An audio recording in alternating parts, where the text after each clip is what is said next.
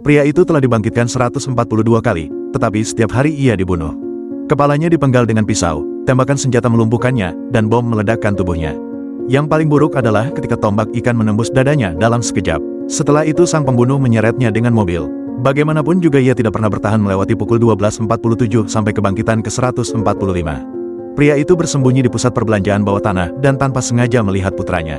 Ia mendekati anak itu untuk berbicara dan berencana mengajaknya makan. Namun tepat saat mereka hendak meninggalkan mal, ia menyadari bahwa waktu sudah menunjukkan pukul 12.50. Saat itulah ia tahu ada pelacak di tubuhnya dan sebelumnya tidak ada sinyal di basement. Saat ia sedang berpikir, para pembunuh muncul. Pria itu berbalik cepat untuk melindungi anaknya, tetapi ia ditembak bertubi-tubi. Pada kebangkitan ke-146, ia memutuskan mengubah takdirnya. Ia menangkap seorang pembunuh dan memaksanya mengungkap bagaimana ia dilacak, tetapi si pembunuh menolak bicara bahkan ketika diancam mati. Akhirnya ia memeriksa sendiri. Ia menanggalkan semua pakaiannya dan memeriksa tubuhnya, tetapi tidak menemukan apapun. Lalu ia bertanya pada seorang teman lama dan mengetahui bahwa pelacak tubuh bisa ditanam di dalam gigi. Tiba-tiba ia ingat baru saja melakukan implan gigi. Tanpa ragu pria itu buru-buru ke kamar mandi, mengabaikan peringatan temannya dan mencabuti giginya satu persatu. Akhirnya ia menemukan pelacak tersembunyi di salah satu giginya. Sejak saat itu ia bisa memprediksi gerakan para pembunuh.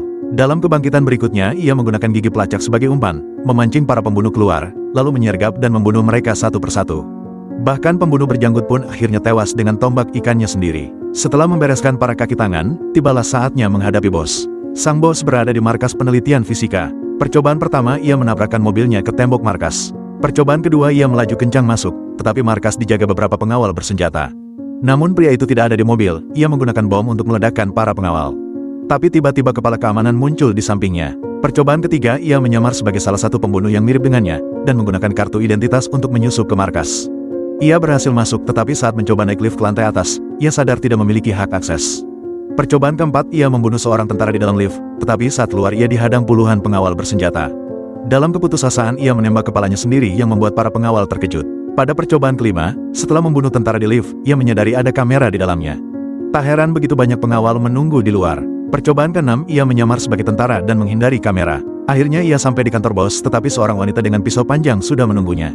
Pria itu menembak, tetapi wanita itu dengan gesit menghindar dan memenggalnya dengan sekali tebas.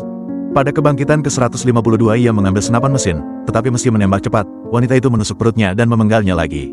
Pada kebangkitan ke-153 ia mencoba menggunakan senapan, tetapi tetap gagal menembaknya dan kepalanya kembali terpisah. Menyadari bahwa senjata api tidak efektif, maka ia memutuskan mencari seorang guru untuk belajar ilmu pedang Tiongkok.